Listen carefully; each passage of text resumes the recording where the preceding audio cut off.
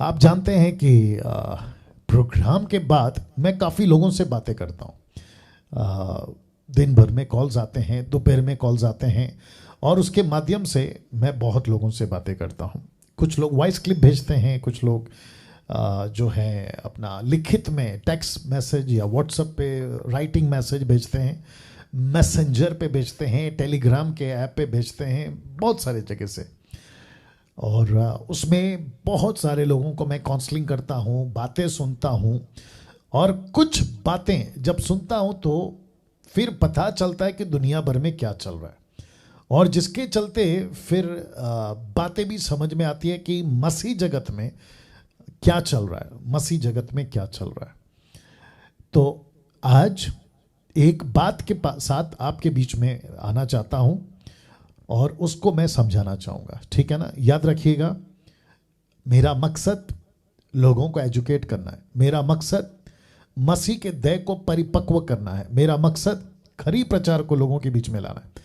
किसी पास्टर को, किसी मैन ऑफ गॉड को, किसी सेवक को, किसी मिनिस्ट्री को, किसी डिनोमिनेशन को, नेशनल या इंटरनेशनल, किसी भी तरीके से उसको नीचे लाना, अपमान करना, पर्सनल अटैक करना। आप जानते हैं मेरे किसी भी वीडियो में आपको किसी भी सेवक का नाम या फोटो डालकर मैं उनको कुछ कह रहा हूँ उल्टा सीधा, अनाप शनाप, जैसे कुछ लोग करते हैं मेरे फोटो के साथ, कोई फर्क नहीं पड़ता, प्रभु न्याय करेगा, ठीक है ना, प्रभु देखेगा। लेकिन मैं नहीं करता, और ना ही मैं कभी करना चाहूँगा, और ना ही मैं किसी को ये सलाह देता हूँ कि आप ऐसा करें, क्योंकि हम सभी जानते हैं कि प्रभु एक दिन जो है हर एक बातों का न्याय करेगा। किसी को पसंद आता है मेरी बातें, वो अप्रिशिएट करते हैं, किसी को पसंद नहीं आता है वो चुप बैठते हैं। लेकिन कुछ लोग ऐसे हैं, जैसे मैंने बीच में बोला था, कि उनको कोई कीड़ा काटता है, और जिसके चलते ऐसा होता है कि वो लोग मेरी फ़ोटो डालते हैं, खुद का फ़ोटो डालते हैं, अलग बात है कि फेमस होना चाहते हैं, और जिसके चलते जो है अनाप शनाप सोशल मीडिया पे बकते रहते हैं। लेकिन उनको ये एहसास नहीं होता है कि ठोकरें कितने लोगों को लगेगी। याद रखो, लूका 17:1 लिखा है, हाय उस पर जिसके कारण ठोकर आती है। तो इसका मतलब है कि आपकी उल्टी सीधी वीडियो से जो आप लोग किसी के अगेंस्ट में बनाते हो, मेरे अगेंस्ट में बनाते हो, तो उससे अन्य जाति को अगर ठोकर लगी ना, तो उसका न्याय प्रभु आपसे लेगा। तो ये तो ऐसा हो गया ना कि आसमान में से गिरे और खजूर में अटके, मतलब तुम संसार से तो प्रभु में आ गए, लेकिन वापस नरक जाओगे। क्यों? तुम्हारी हरकतें ऐसी है, जिसके चलते ये बातें आपको मैं अभी से बता रहा हूँ कि मेरा काम किसी मिनिस्ट्री को या किसी भी मैन ऑफ गॉड को नीचे गिराना, अपमान करना मेरा मकसद कभी नहीं था, और ना ही कभी होगा, और ना ही कभी रहा है। लेकिन मैं सिस्टम के खिलाफ हूँ, मैं उस सब स्टेटमेंट के खिलाफ हूँ जो सो कॉल्ड लोग देते हैं, जो खुद को प्रॉफिट, अपोस्तल, बिशप, रेवरेंड, पास्टर, पता नहीं क्या क्या कहते हैं।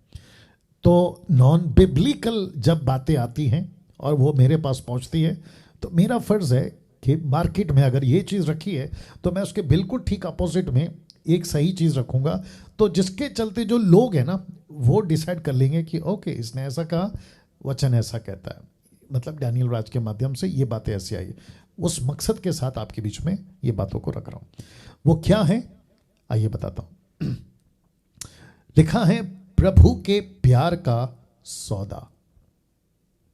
वाह वापस कहता हूं, ये आंकड़ा है, प्रभु के प्यार का सौदा। आप जितने भी अभी लाइव हैं, 300 प्लस जो भी आप लोग देख रहे हैं, आप सभी को बताता चलूं कि इस मुद्दे पे अभी ये जो लिखा है ना, मैं उसके ऊपर बात कर रहा हूं, तो पूरा रख दे रहा हूं। प्रभु के प्यार का सौदा हो रहा है आजकल, मैं इसके ऊपर आ रहा हूं, ठीक है ना। अब आप सोच रहे होंगे कि पास्टर डैनियल आप ये क्या कहने की कोशिश कर रहे हैं। मुझे जब कॉल्स आते हैं और मैं जब लोगों को सुनता हूं, तो ऐसी ऐसी बातें मेरे कानों में पड़ती हैं, प्रभु के बच्चों के द्वारा, दास दासियों के द्वारा, है ना, जवानों के द्वारा, पुरुष और स्त्री के द्वारा। तो एक कॉन्सेप्ट मसीह के जगत में, मसीह समाज में आजकल चल रहा है। वो क्या है? कहते हैं आप सब अगर प्रभु से प्यार करते हैं, जितने भी लोग हैं जो प्रभु से प्यार करते हैं, चर्च में पास्टर अपने कहते हैं कि अपने हाथ उठाओ। तो ऑब्वियस है, सीधी बात है कि हम सब प्रभु से प्यार करते हैं। तो वो क्या कहते हैं कि अगर आप प्रभु से प्यार करते हैं ना, तो आप प्रभु के लिए दोगे। हम चर्च बिल्डिंग खरीद रहे हैं, चर्च की ज़मीन खरीद रहे हैं, उसके ऊपर हम चर्च बनाना चाहते हैं, 3 दिन की कन्वेंशन करना चाहते हैं, कोई मीटिंग करना चाहते हैं, XYZ या कोई चीज़ को लाना चाहते हैं चर्च में, वो चाहे कुर्सी हो, साउंड हो, चटाई हो, कुछ भी हो, तो कहते हैं कि कितने लोग प्रभु से प्यार करते हैं, तो कलीसिया पूरी हाथ उठाती है, और कलीसिया तो हाथ उठाएगी ना, क्योंकि प्रभु से प्यार करती है। बट उसके बाद लगता है सौदा। जी हाँ, आपने बिल्कुल ठीक सुना, प्रभु के प्यार का सौदा। फिर कहते हैं कि अगर आप प्रभु से प्यार करते हैं तो आप दोगे।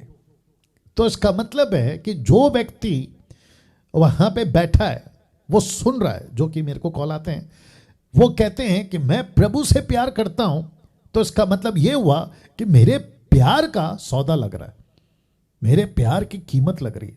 ये जो शब्द है ना, सौदा, सौदेबाजी, सौदा, ये नहीं होना चाहिए। मैं वापस कहता हूं, ये नहीं होना चाहिए। देखिए, मूसा ने निर्गमन के 25वें अध्याय में वचन 1 से, मूसा ने जब कहा कि हमको परमेश्वर का भवन बनाना है, या तंबू बनाना, या टबरनैकल बनाना है, तो मूसा ने क्या कहा पता है? उसने कहा कि जो अपनी मर्जी से देना चाहे। उसने मतलब परमेश्वर ने मूसा को कहा, मूसा ने इस्राएलियों को कहा। देखो, एक काम करते हैं, उसको पढ़ते हैं, क्योंकि ये बहुत अच्छी बात है। निर्गमन का किताब 25 देना, निर्गमन का किताब 25 देना आराम से। बहुत गजब का टाइटल है। मैं रिक्वेस्ट करता हूं कि जब ये एडिट वीडियो आप लोगों के पास पहुंच जाएगा, तो मैं रिक्वेस्ट करता हूं कि आप लोग खूब इसको शेयर करें, दूसरों तक पहुंचाएं, क्योंकि मैं ऐसे ऐसे थॉट्स, छोटी छोटी वीडियो, पिछला बार मैंने 25 मिनट का वीडियो बनाया था, आप लोग सभी जानते हैं। देखो, निर्गमन 25:1 में पढ़ रहा हूं, the book of Exodus chapter 25 verse 1, Old Testament का दूसरा किताब है ये, ठीक है ना। लिखा है, यहोवा ने मूसा से कहा, किसने? खुद यहोवा ने कहा, इस्राएलियों से ये कहना कि मेरे लिए भेंट लाए। अब जरा आगे का लाइन, जितने अपनी इच्छा से देना चाहें उन्हीं से मेरी भेंट लेना। इसका मतलब क्या है? परमेश्वर को क्या नहीं चाहिए? जबरदस्ती का दान नहीं चाहिए। और ऐसा स्टेटमेंट जो कि आजकल चल रहा है, और जितने भी सेवक ये कर रहे हैं, मैं आप सभी को कहना चाहता हूं कि सर, यहां पे थोड़ा सा डर लाओ। किसका? प्रभु का। आपको चर्च प्रॉपर्टी के लिए पैसा चाहिए ना, बिल्कुल लीजिए, मैं उसके लिए मना नहीं कर रहा हूं, और मैं कौन होता हूं मना करने वाला। लेकिन कम से कम ये तो मत बोलो ना कि जो प्रभु से प्यार करता है वो देगा। तो इसका मतलब क्या पता है? सोचिए, आपके पास में 150 लोग हैं, थोड़ा कपड़ा नीचे गिरा देना उसका, हल्का सा, और गिरा, बस बस बस। सोचिए, आपके पास में 150 लोग हैं, ठीक है ना। उसमें से 10-12 लोग ने हाथ उठाया, या 20-25 लोगों ने हाथ उठाया, लेकिन बाकी लोगों की शायद आर्थिक स्थिति ठीक नहीं है, और आजकल तो वैसे भी नहीं है ना। वो क्या सोचेंगे पता है? अरे, अगर मैं नहीं हाथ उठाऊंगा तो इसका मतलब ये साबित होगा कि मैं प्यार नहीं करता हूं, अगर मैं नहीं दूंगा तो ये साबित होगा कि मैं प्रभु को प्यार नहीं करता हूं, इसलिए मैं नहीं दे रहा हूं। तो वो दास दासी, लड़का लड़की, पुरुष स्त्री दबाव में आकर परमेश्वर के लिए जो भी रकम होगा वो दे देंगे। तो वो संतुष्टि कर लेंगे कि पास्टर ने कहा कि जो प्रभु से प्यार करता है वो देगा। तो अब आप मुझे बताइए, वो सौदा नहीं कर रहे हैं प्यार का? आप सौदा नहीं करवा रहे हो प्रभु से, लोगों से, माफ करें, प्रभु का प्यार का? सोच के देखिए। मैं वापस कहता हूं, मैं किसी मिनिस्ट्री को, पास्टर को, किसी को नीचे नहीं गिरा रहा हूं, बट ये क्यों चल रहा है? आप लोग क्यों कर रहे हो ऐसा? आप बिल्कुल देखो, अगर चर्च बनाना है, आपको चर्च की प्रॉपर्टी करना है, लेना है, जमीन लेना है, अगर परमेश्वर ने कहा है, परमेश्वर ने मार्गदर्शन किया है, तो परमेश्वर के आगे रखो ना। प्रभु आपने कहा चर्च बनाओ, तो हम आपके पास रखते हैं। हम किसी के पास में हाथ नहीं फैलाएंगे, हम किसी को नहीं कहेंगे कि हमको पैसा दो। और ये वाला जो स्टेटमेंट है, तो बिल्कुल नहीं कहेंगे कि जो प्रभु से प्यार करता है वो पैसा देगा। ये क्यों? ये नहीं करना है ना सर। अच्छा, वो भी छोड़िए, आप प्रभु के पास नहीं रखना चाहते, कोई बात नहीं, एक अनाउंसमेंट कर दो कि जो जो अपनी मर्जी से देना चाहते हैं, ऐसा है, कंडीशन है, ये हम करने जा रहे हैं, चर्च बिल्डिंग है, प्रॉपर्टी ले रहे हैं, या मीटिंग रख रहे हैं, कोई अपनी मर्जी से देना चाहे, किसी के ऊपर कोई जोर जबरदस्ती नहीं है। मैं आपको बताऊं, ये तरीका सही है, ये तरीका सही है। आप क्या करते हैं? प्रभु के प्यार का सौदा करते हैं। बीच में जब 2 साल पहले लॉकडाउन नहीं लगा था, तो कभी कभी मैं मीटिंग्स में जाता था, और जब 2014 के पहले जब मैं वर्शिप की टीम लेकर जाता था, हम तो वर्शिप करके बैठ जाते थे, तो फिर पूरा तमाशा देखते थे, बड़े बड़े सेवक आते थे, नेशनल इंटरनेशनल। वो फिर क्या स्टेटमेंट देते थे पता है, कि जितने भी अभी बैठे हैं और जिसकी कुर्सी पे जो वो बैठे हैं, अगर कुर्सी के नीचे उनको कुछ गर्म सा महसूस हो रहा है, वो खड़ा हो जाए। वाह क्या लॉजिक है। रिपीट करता हूं, शायद आप लोगों ने नहीं सुना होगा। कहते हैं कि जिस कुर्सी पे आप लोग बैठे हैं ना, वो कुर्सी के बैठे हैं जहां पे वो कुर्सी आपको अगर गर्म महसूस हो रहा है, तो आप लोग खड़े हो जाओ। बोला क्यों? बोला ये पवित्र आत्मा आग है, आपको महसूस कर रहा है कि तुमको खड़े होना है। बोला फिर आगे क्या? तो जिस जिस की कुर्सी में बैठे बैठे गर्म महसूस हो रहा है, वो व्यक्ति 5,000 10,000 जैसा उसका मन में आएगा वो बोल देता है। आप लोग भी सुने होंगे शायद। अब आप सोच के देखिए क्या चल रहा है, प्रभु के प्यार का सौदा। Can you believe this? ये मसीह जगत में चल रहा है।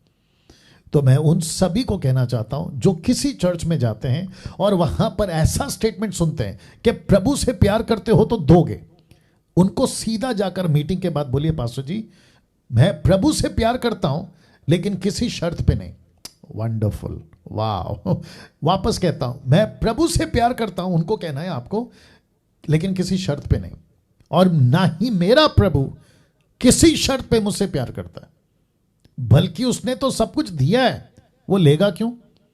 और पैसे से मैं प्रभु का प्यार को क्यों सौदेबाजी में लगाऊं? वाह, सी, ये एजुकेशन आना चाहिए, इसके प्रति लोगों में जागरूकता आनी चाहिए। तो ये जितने भी पैसे के मामले में अपनी अपनी दुकान चला रहे हैं ना, कम से कम इनके सर पे डंडा पड़ेगा और ये अपनी हरकतों से बाज आएंगे। और मैं वापस कहता हूँ, मैं कभी कभी तो मैं बहुत गुस्से में बात करता हूँ, क्योंकि ऐसी हरकतें मेरी आंखों से देखा हूँ, कानों से सुना हूँ, इसलिए बातें करता हूँ। और मसीह की दया को इस तरीके से नोच खाने वाले सेवक नहीं चाहिए। और ये तब होगा जब आप देना बंद करोगे, जब आप खुद एजुकेट हो जाओगे, तो फिर इनकी दुकान वैसी ही बंद होगी। तो इस क्षेत्र में मैंने आज ये तय किया कि प्रभु के प्यार का सौदा कभी नहीं करना। जो करते हैं आप वहां जाते हो, वो सेवक को कहो सर ये गलत है। आप अगर उसके लालच में आकर कि मैं प्रभु से प्यार करता हूं, किसी दबाव में आकर पैसा नहीं देना, क्योंकि परमेश्वर को आपका पैसे से प्यार नहीं है, परमेश्वर को आपसे प्यार है। आप अगर मर्जी से देना चाहें, खुल के दीजिए, जबरदस्त दीजिए। और एक याद आ गया, कुछ सेवक है ना, डराते हैं चर्च को। कैसे डराते हैं, वो भी आज कॉल आया था, कैसे डराते हैं मैं बताता हूं। वो कहते हैं कि देखो अननिया सफीरा मर गए। क्या हो गया? अननिया सफीरा मर गए। बोले क्यों? बोला उन्होंने पैसों के साथ में ना चालबाजी करी थी। तो मैं आप सभी को बता दूं, क्योंकि शायद वो लोग आपको वो एंगल नहीं पढ़ाते या वो एंगल नहीं दिखाते। पतरस ने उनके ऊपर जो कहा ना कि तुमने ये क्या किया, पवित्र आत्मा से झूठ बोला, अभी तू मर गया, तेरी पत्नी मर गई, वो कौन सा एंगल है पता है? पैसे के एंगल नहीं है, वो झूठ बोला वो एंगल है, लालच किया वो एंगल है, पतरस से छुपा के रखा वो एंगल है। पतरस ने कभी नहीं पूछा कि प्रॉपर्टी इतने में बिकी तो इतना पैसा कहाँ है। नहीं नहीं नहीं नहीं नहीं। अगर 1 लाख में बिकी, उसने 50,000 दिया, तो उसने ये नहीं पूछा कि बाकी 50,000 क्यों नहीं दे रहा। उस पर मौत नहीं हुई है। उसने ये कहा, पतरस ने, कि भाई तेरी प्रॉपर्टी है, पैसा तेरा है, तेरी मर्जी है, तू जितना ठहराना चाहता है उतना दे, लेकिन तू झूठ क्यों कह रहा है कि इतने में बिकी, बाकी पैसा तूने छुपा लिया। वो नहीं करना था, उस पे दंड है, वो गलत है। उसकी सबक परमेश्वर ने कलीसिया को सिखाने के लिए कि चालबाजी मत करो, झूठ मत बोलो। मैं वापस कहता हूं, ध्यान से सुनना, इसको चेंज करके बोल रहा हूं। अगर अननिया सफीरा ने बोला होता पतरस को कि पतरस जी मेरी एक प्रॉपर्टी थी, मैंने उसको 2 लाख में बेचा, 1 लाख रुपए हम रख रहे हैं, 1 लाख रुपए आपको दे रहे हैं, तो मैं आपको बताऊं पतरस क्या बोलता? उल्टा पतरस बोलता, अरे वाह वेरी गुड, आपने ईमानदारी से बताया कि 2 लाख में बिकी, 1 लाख दे रहे हैं, 1 लाख आप रखिए, बिल्कुल आपका पैसा है। पतरस उसको कभी कुछ नहीं कहता। फिर कहता हूं, कभी कुछ नहीं कहता। पतरस ने गुस्सा इसलिए किया क्योंकि उन्होंने झूठ बोला और वो पैसा छुपा लिया। अगर नहीं छुपाते, सच बताते, तो पतरस बोलता very good, no problem, 1 lakh दे दो, 1 लाख आपका है और ये तो आपका चुनाव है, मर्जी से देंगे। ये एंगल है। लेकिन कुछ लोग इसका डर दिखाते, और बेचारी जो कलीसिया है या खास करके जो लोग हैं चर्च के, पुरुष हो या स्त्री, वो डर जाते, अरे पास्टर ने बोला है। देखो हमारा जो भारत है ना, परमेश्वर से बहुत डरता है। ये एक ऐसा देश है हमारा भारत जहां परमेश्वर से बहुत डरता है। आप पत्थर को कह दोगे ना कि पूजा करो तुमको कुछ मिलेगा, अपना भारत करना शुरू कर देगा। कहेगा कि ना आज पेड़ की तरफ कुछ करो, पेड़ को देखो कुछ करो, तो करना शुरू हो जाए। ये है हमारा भारत। वो बात अलग है कि एजुकेशन की ज़रूरत है, उसी में से निकल के ना ये मसीह समाज में लोग प्रभु में आते हैं, आपके चर्च में आते हैं, आपके लीडरशिप में आते हैं, और वही डर के साथ आते हैं कि पहले तो हम पत्थर को, पेड़ को, सूरज चांद को, चूहा बिल्ली कुत्ता बंदर को आराधना करते थे, लेकिन अब ये जीवित परमेश्वर है। तो परमेश्वर का ज़्यादा भक्ति या डर उनके अंदर होता है, लेकिन उसका गलत फायदा मत उठाइए। मैं वापस कहता हूं, गलत फायदा मत उठाइए, सही सिखाइए। परमेश्वर पिता है, आप उसके बच्चे हैं। परमेश्वर का डर दिखाकर आप अपनी दुकान मत चलाइए। वापस कहता हूं, मैं दशमांश के ऊपर डिटेल में तो बहुत कुछ बोल चुका हूं, लेकिन वापस आऊंगा कम से कम दशमांश के भी नाम पे। अभी कुछ वीडियो में वॉइस क्लिप में सुनाऊंगा आज, लेकिन अभी वॉइस कॉल का सिलसिला शुरू करेंगे, मतलब जो कॉल लेने का सिलसिला शुरू करेंगे। बट वापस कहता हूं, प्रभु के प्यार का सौदा मत करिए, जो कि आजकल चल रहा है। ओके, वाह।